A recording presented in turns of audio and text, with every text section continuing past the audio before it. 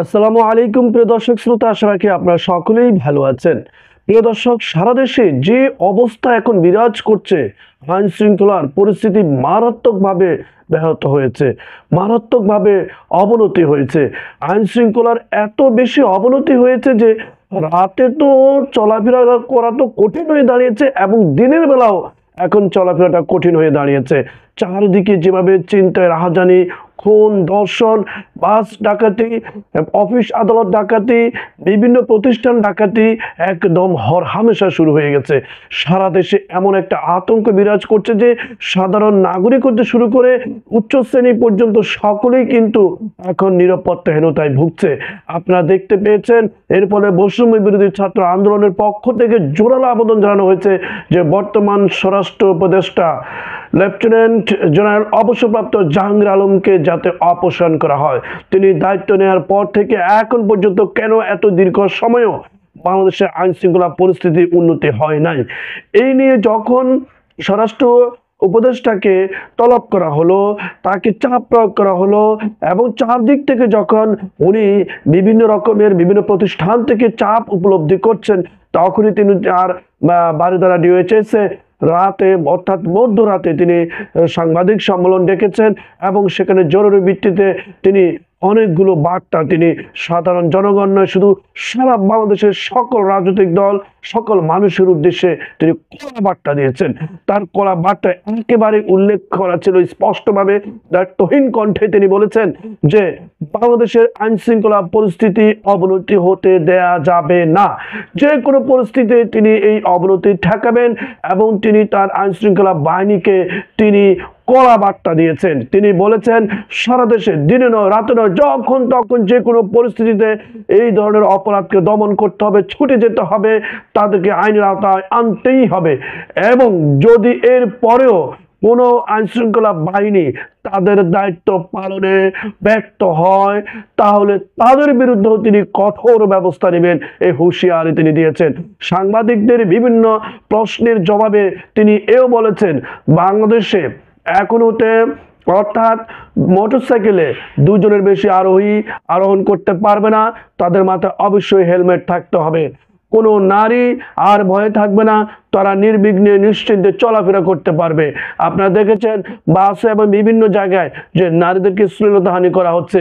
স্বরাষ্ট্র উপদেষ্টা তিনি বলছেন যে আওয়ামী দোসর যারা ছিলেন, আওয়ামী লীগের যারা ছিলেন, তারা বিপুল অর্থ তাদের হাতে রয়েছে, তারা এগুলো অপব্যবহার করছে পরিকল্পিতভাবে। সারা দেশে আইন শৃঙ্খলা বাহিনী হতে শুরু করে সব জায়গায় তারা এটা প্রয়োগ করছে এবং দেশে একটা অস্থিতিশীল পরিস্থিতি সৃষ্টি করে ভীত সন্ত্রস্ত একটা আবহাওয়া বা পরিবেশ তারা তৈরি করতে চাচ্ছে। এটা কোনোভাবে তিনি করতে দেওয়া যাবে না, তিনি করতে দিবেন না।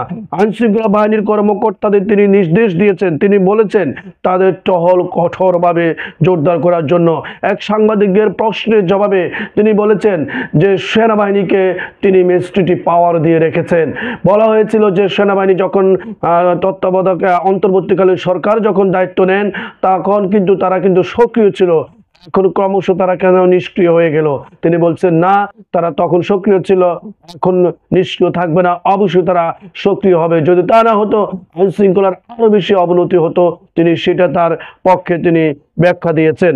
তিনি বলেছেন যে দেশবাসীকে তিনি আশ্বস্ত করতে চান এই পরিস্থিতি দিনে দিনে আরো উন্নতি হবে, অবনতি হওয়ার সুযোগ নেই। তিনি এ বলেছেন যদি তিনি আইন শৃঙ্খলার পরিস্থিতি উন্নতি করতে পারেন তাহলে ছাত্রদের যে আন্দোলনের বা প্রতিবাদ বলা হচ্ছে যে তাকে পদত্যাগ করার জন্য, তাহলে সেটা করতে হবে না। তিনি অবশ্যই যথার্থ ঠিকই বলেছেন, যে কারণে অর্থাৎ আইন শৃঙ্খলা পরিস্থিতি অবনতির কারণে স্বরাষ্ট্র উপদেষ্টাকে ব্যর্থতার দায় স্বীকার করে পদত্যাগ করার জন্য বলা হচ্ছে, তিনি যদি সেটা কাটিয়ে উঠতে পারেন তাহলে অবশ্যই তার পদত্যাগের প্রশ্ন আর আসবে না, তিনি এই পদে বহাল থাকবেন, এটা আমরা বিশ্বাস করি। দায়িত্ব নেওয়ার পর থেকে তিনি বলছেন যে ক্রমাগত তিনি প্রচন্ড চাপ প্রয়োগ করছেন, অনুভব করছেন। তিনি বলছেন আপনারাই বলুন পরিস্থিতির উন্নতি হয়েছে কিনা, অর্থাৎ তিনি সাংবাদিক এবং সাধারণ জনগণের উপরেই কিন্তু এটা ছেড়ে দিয়েছেন। তিনি বলছেন দায়িত্ব নেওয়ার পর থেকে আইনশৃঙ্খলা পরিস্থিতি অনেক উন্নতি হয়েছে এবং শুরুতে আইনশৃঙ্খলা বাহিনীর কাছে যাওয়ার অবস্থায় ছিল না। বর্তমানে পুলিশ, বিজিবি, আনসার অনেক সক্রিয় ভূমিকা রাখছে আইনশৃঙ্খলা পরিস্থিতি স্বাভাবিক রাখতে। ম্যাজিস্ট্রেট পাওয়ার নিয়ে সেনাবাহিনীর সদস্যরা তাদের উপর অর্পিত দায়িত্ব পালন করছে। সংবাদ সম্মেলনে সেখানে বিজিবির মহাপরিচালক মেজর জেনারেল আশরাফ উদ্দিন, ঢাকা মহানগর পুলিশের অতিরিক্ত কমিশনার গোয়েন্দা রেজাউল করিম মল্লিক সহ ঊর্ধ্বতন কর্মকর্তারা উপস্থিত ছিলেন। আমরা প্রত্যাশা করব যাতে বাংলাদেশের এই ভয়াবহ পরিস্থিতি, আইন শৃঙ্খলার অবনতি যাতে উন্নতি ঘটে, সাধারণ জনগণ, সাধারণ ব্যবসায়ী এবং নারী পুরুষ সকলেই যাতে দিনে রাতে নির্বিঘ্নে চলাফেরা করতে পারে, ব্যবসা প্রতিষ্ঠানে তারা যাতে ব্যবসায়িক কার্যক্রমে নিশ্চিন্তে করতে পারে, সেটার দিকে অবশ্যই বাংলাদেশের আইন শৃঙ্খলা বাহিনীর নজরদারি করা উচিত, নজর দেওয়া উচিত। তাদেরকে অবশ্যই বিশ্বাস রাখতে হবে যে যা চলে গেছে গেছে, যা এখন চলমান এবং ভবিষ্যতের জন্য আসবে, অবশ্যই সেগুলির জন্য তাদের প্রস্তুতি নেওয়া, পরিবেশের সাথে খাপ খেয়ে নেওয়া, আবেগী এবং দলপ্রীতি, দলনীতি এগুলো বাদ দিয়ে তারা তাদের যে দায়িত্ব, অর্থাৎ তাদের প্রশাসনিক যে দায়িত্ব, সেটা যাতে তারা সঠিকভাবে জনগণের উদ্দেশ্যে যাতে তারা প্রয়োগ করে এবং জনগণের কল্যাণে যেন কাজ করে, জনগণকে সমস্ত অকল্যাণ থেকে, নিরাপত্তাহীনতা থেকে তাদেরকে যাতে রক্ষার মাধ্যমে তাদের দেশের মধ্যে সুন্দর একটা পরিবেশ বিরাজ করে দিতে পারে, সেটাই বর্তমান আইন শৃঙ্খলা বাহিনীর উচিত হবে। মনে রাখতে হবে সবার আগে দেশ, তারপর হলো নিজের দায়িত্ব, তারপর হলো অন্যান্য মতাদর্শ। কারণ যে দায়িত্ব নিয়ে এই দায়িত্ব পালনের জন্য আইন শৃঙ্খলা বাহিনীরা তারা চাকরি জীবনে প্রবেশ করেছে, অবশ্যই তাদেরকে সে দায়িত্ব পালনে ইমানি দায়িত্ব মনে করে তাদেরকে পালন করতে হবে। মনে রাখতে হবে তাদেরকেও কাল কিয়ামতের মাঠে মহান রব্বুল আলামিনের সামনে উপস্থিত হতে হবে, অবশ্যই তাদেরকে জবাবদিহিতায় আসতে হবে। কেননা তিনি আল্লাহ পাক বলেছেন তিনি যারা যারা হিসাব নেবেন।